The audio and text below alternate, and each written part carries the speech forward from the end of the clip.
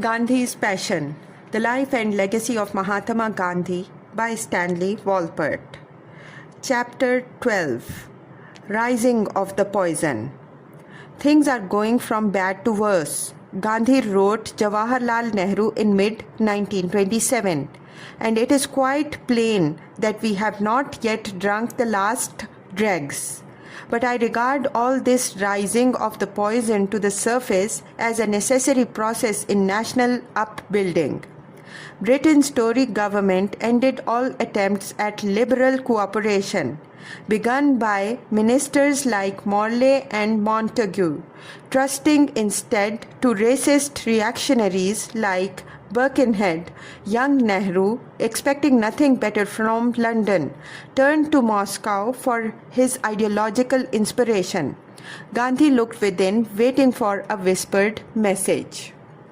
Devastating floods washed away entire sub-districts of Gujarat that August, turning once fecund fields into a howling wilderness. Shocked though he was by the flood, Gandhi never lost his equanimity, recalling Lord Krishna's admonition to Arjuna that what is unavoidable thou shouldest not regret. To Gandhi, this flood was, moreover, but a prelude to the final deluge. None need doubt it. All of us are condemned to death the moment we are born. Vallabhbhai Patel led the relief work in flooded Nadiyad and wired to reassure Gandhi that he need not personally risk a relapse by coming to join the massive, depressing effort to salvage ruined villages. Others, however, wired to rebuke him for not rushing home to help save his province in its hour of greatest need. But he felt himself fully occupied in grappling with the fatal disease which is eating into the vitals not only of Gujarat but of India as a whole. Gandhi was finishing his tour of South India and preparing to begin a sea voyage from Bombay to Colombo when he received a wired invitation from Viceroy Lord Irwin, who was anxious to discuss important and rather urgent matters with him. The Viceroy asked Gandhi to call upon him in Delhi on November 2nd, and the Mahatma agreed. He was still frail, recuperating from his illness, but took the crowded train ride some 1,200 miles from Mangalore to Delhi, just to see what the new austere Christian Viceroy, a friend of Charlie Andrews, wanted. Their first meeting lasted less than an hour, the Viceroy handing Gandhi Whitehall's memo on the Simon Commission. The Mahatma warned that it would accomplish nothing without Indian members and wondered why Irwin could have sent him that piece of paper through the mail. He is a good man with no power, Gandhi concluded. Irwin's view of Gandhi, who had tried to convert him to hand spinning, was rather like talking to someone who had stepped off another planet. Each, in fact, underestimated the other's political perspectivity and power. In September 1927, Jinnah chaired a conference of Hindu and Muslim leaders in Simla, hoping in vain to restore Hindu-Muslim unity in the spirit of Lucknow 1916.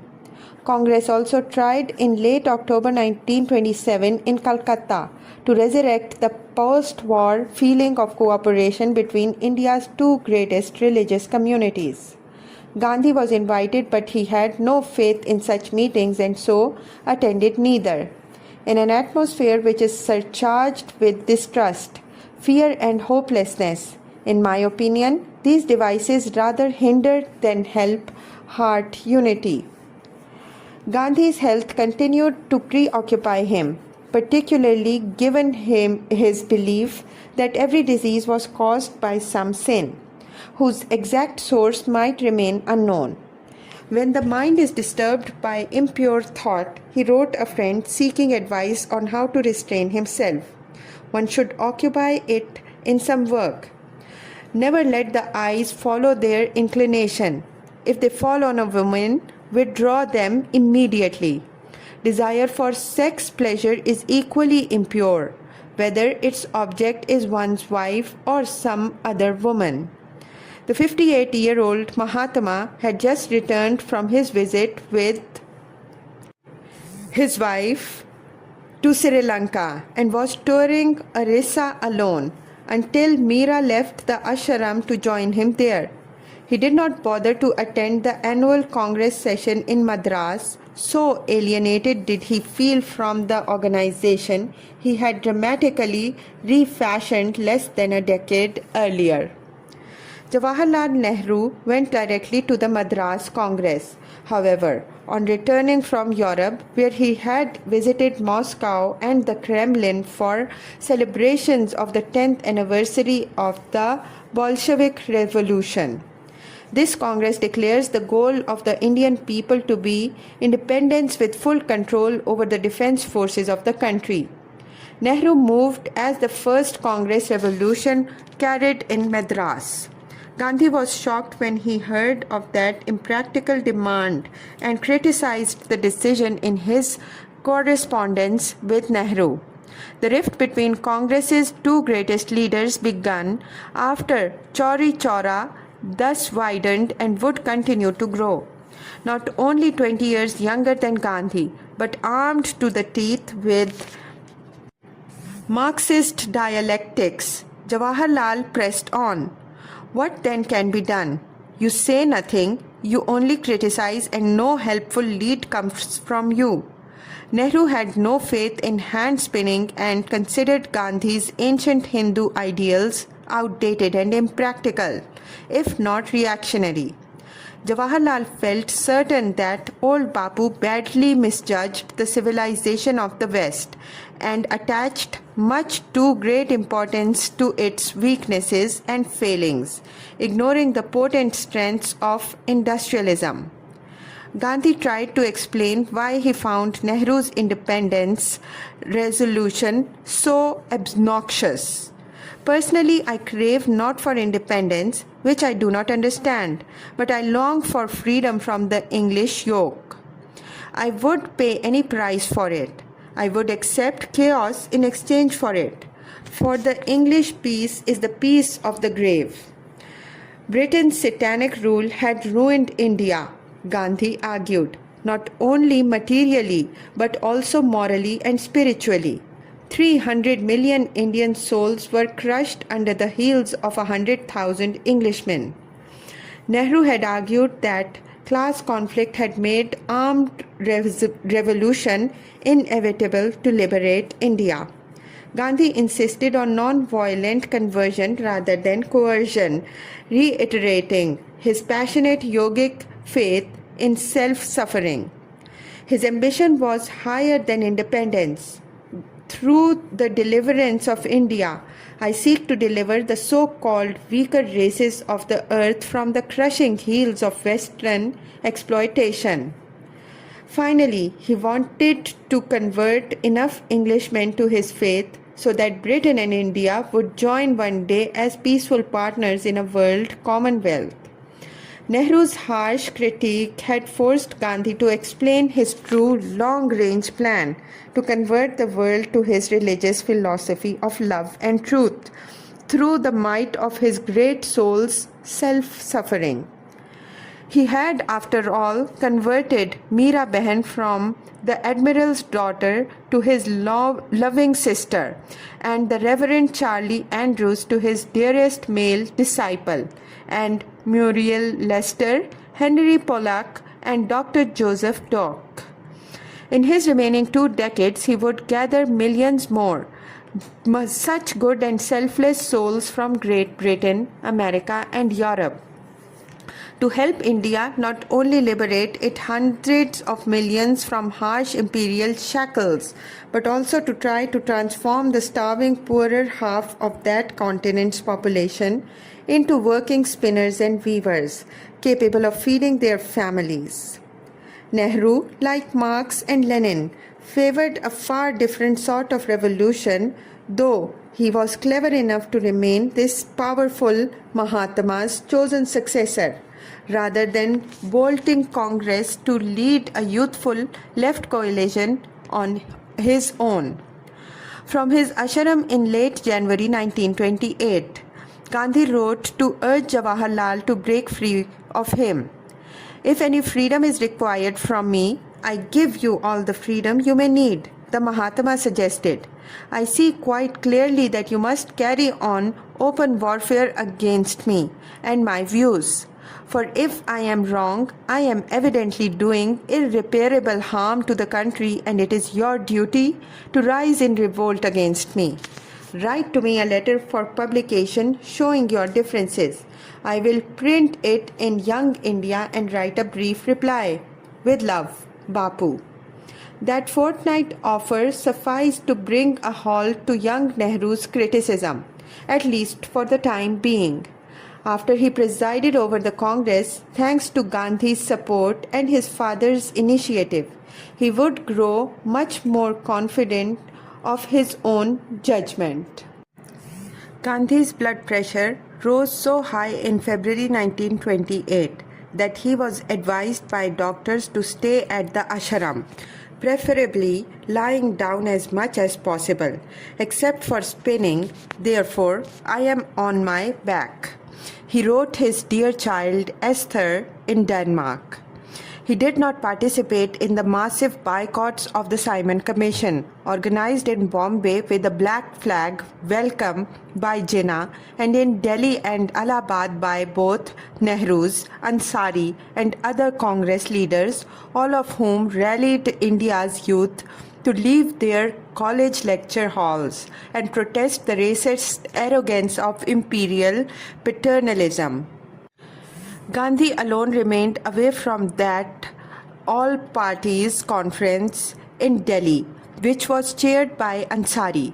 Young Nehru attended for more than a week, but the endless arguments over how precisely to draft a formula agreeable to all the deeply divided Hindu and Muslim parties represented there drove Jawaharlal away to avoid riot and insurrection. So at least he reported to Gandhi, reaffirming the latter's wisdom in remaining aloof from the futile conference. Jinnah blamed that Delhi conference's final breakdown on extremist Hindu Mahasabha, Great Society, pressures that convinced Congress leaders to back off. It was one of the last major opportunities and rational attempts to reconcile Hindu and Muslim political demands, hopes and aspirations. Another tragic failure to resolve South Asia's most explosive internal problem. Motilal Nehru now sent Jawaharlal to Sabarmati to seek Gandhi's advice on how best to respond to Great Britain's challenge that India's political leaders draft their own new constitution if they persisted in boycotting the Simon Commission. Personally, I am of the opinion that we are not ready for drawing up a constitution, Gandhi wrote. I would prefer, instead of a constitution, a working arrangement between all parties, the Hindu-Muslim arrangement, the franchise, the policy as to the native states. I should bring in total prohibition and exclusion of foreign cloth. Father Nehru and his brilliant son thus lured the Mahatma back from his ashram retreat to the center of the political struggle that engulfed all of South Asia in its titanic battle with Britain's imperial Raj. Unless we have created some force ourselves, we shall not advance beyond the position of beggars, and I have given all my time to thinking over this one question, Gandhi added. I can think of nothing else but boycott of foreign cloth. Boycotting British cottons raised the value of India's hand-spun cloth, which still preoccupied Gandhi's mind. Soon, however, he would think of another force turning his laser-like yogic passion from cotton to salt. Many friends now urged him to return to the political arena to lead them on the long road of freedom.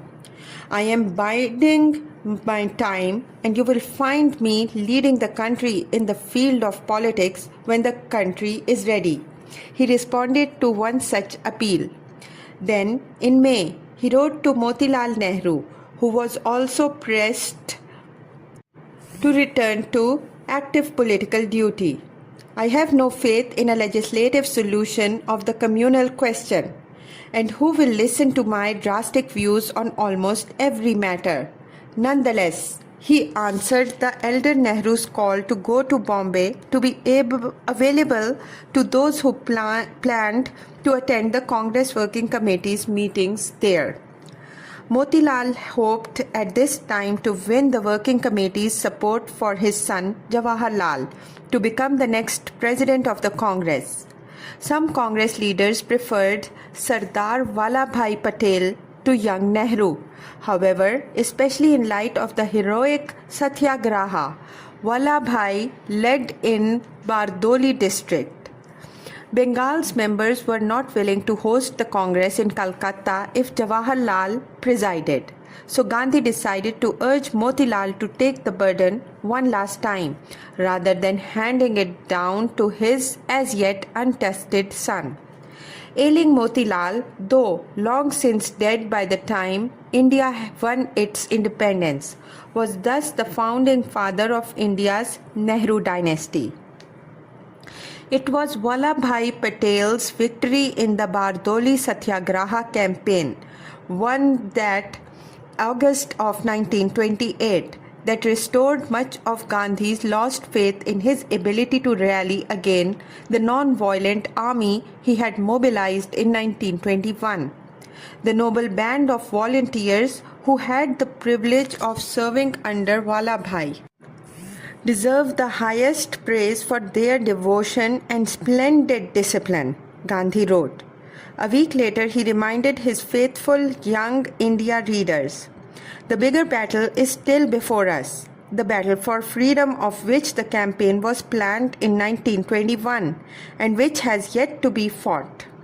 Motilal Nehru now also completed his report on India's constitutional all-parties demand for immediate self-governing dominion status, which unfortunately satisfied none of the major Muslim parties or their leaders, since it eliminated separate election seats reserved for Muslims on councils.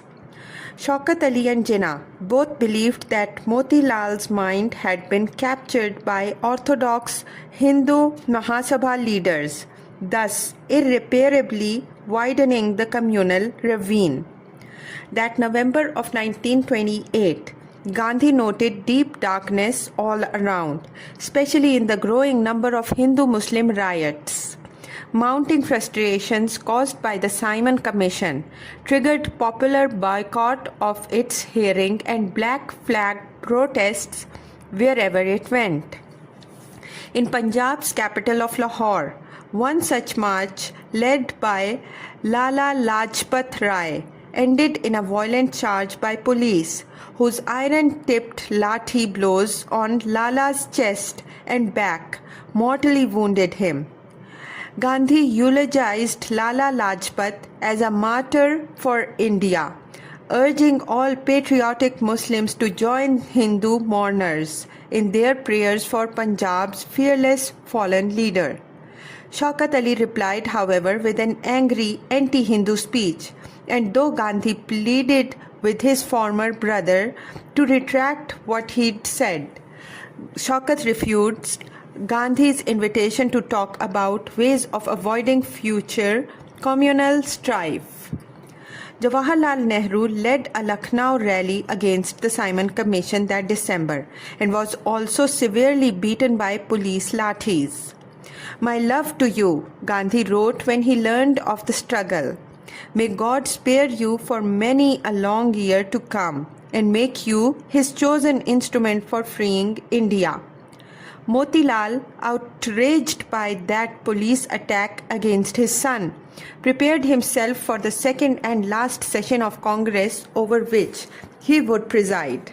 Gandhi travelled with a party of 25 Asharamites to Calcutta to attend that Congress session in late December. Hindu Mahasabha leader Dr. B.S. Munji of Nagpur invited Gandhi to become leader of all Hindus on the eve of the Congress, which the Mahatma declined, humorously asking, "How can a Mahatma living up in the clouds give any lead?" He also asked the arch-reactionary Hindu zealot, whose violent feelings about Indian Muslims were hardly disguised, "Why do you expect Muslims to be Hindus in Hindustan? All Indians, Hindus, Muslims, Jews and Christians alike, should be allowed freely to follow their own religions," Gandhi argued, for advocating so enlightened a policy of multicultural coexistence. Gandhi's own life would be taken 2 decades later by one of Dr. Munji's equally fanatical disciples. Gandhi spoke at the Congress Subjects Committee meeting in support of Motilal Nehru's report on December 26, 1928, calling for a full dominion status as the next constitutional step for India. Jawaharlal Nehru and his youthful cadre of Congress followers insisted on total independence as the only honorable goal for India, arguing that dominion status left India enslaved to British imperial rule. "The fire of independence is burning within me, as much as in the most fiery breast of anyone in the country, but the ways and methods may differ," Gandhi passionately responded. "Freedom has never come by stealing. It has come by bleeding, and you will have to bleed even for getting what is attempted in that report." More blood had just been spilled in Punjab when the Assistant Superintendent of Lahore, Mr. Saunders, was assassinated by Bhagat Singh and Sukhdev in retaliation for Lala Lajpat Rai's death. Gandhi denounced that dastardly act and expressed his unchanging wish that it was possible to convince hot youth of the utter futility of such revenge. The assassins were later hanged and hailed as martyrs to the nation's fight for freedom. Only 2 days after introducing his resolution in support of Motilal Nehru's report, Gandhi felt obliged to withdraw it and offer another resolution. His action was spurred by the angry opposition to the ideas of the elder Nehru, spearheaded primarily by his son's insistence on complete independence. "National life is a perpetual struggle," a weary Gandhi commented in moving his new compromise motion. "Often the struggle between our own ranks is more prolonged, more exacting, and even more bitter than the struggle against the environment which is outside ourselves."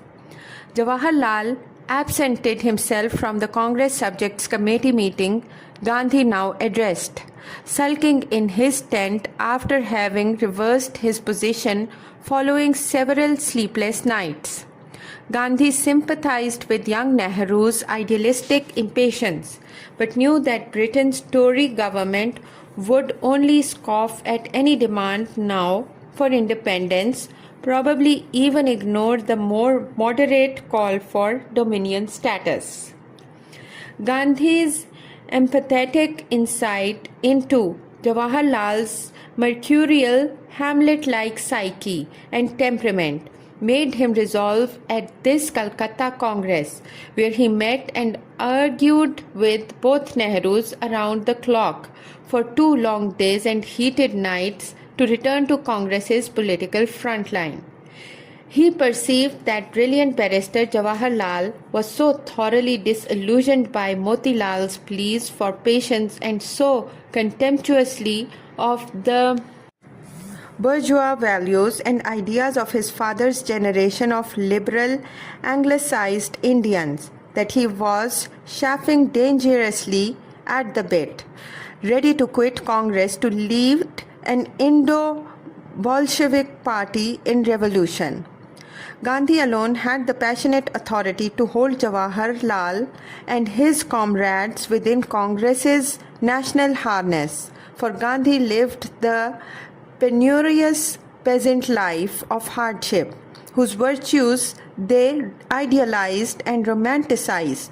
He lived it, of course, as his preferential penance of suffering and pain to share the privations of India's landless, laboring, outcast, starving children.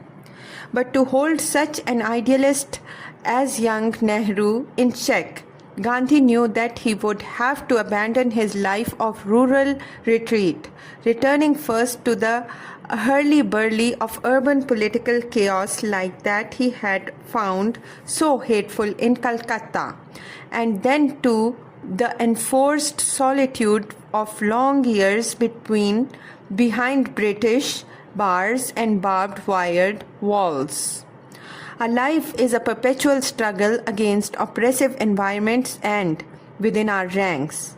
A bone-weary Gandhi sighed. He then read and moved the new resolution which endorsed the Motilal Nehru Report's proposed Dominion Status Constitution for only 1 year, until December 31st, 1929. If by that date Great Britain did not accept this offer by Congress to remain within its Commonwealth, Congress would then organize a nationwide non-violent campaign of non-cooperation, including non-payment of taxes as well as total boycott of all British imports and institutions. Then the cry of Purna Swaraj, complete independence, was to be raised as the National Congress demand, and Mahatma Gandhi promised young Nehru and his comrades that he personally would lead them in a new Satyagraha revolution to the promised land they so desperately longed for and were so impatient to reach. But after his all-night vigil in the little tent where he had been dragged by Motilal, anxious to keep his rebel son in harness, the 59-year-old Gandhi confessed as he moved the new resolution that "my brain is muddled." Gandhi wrote a lengthy account published in his Young India on January 10, 1929, of the Congress meeting calling for its complete overhauling. "We shall gain nothing by a policy of hush-hush. The disease must be made known all over the Congress world.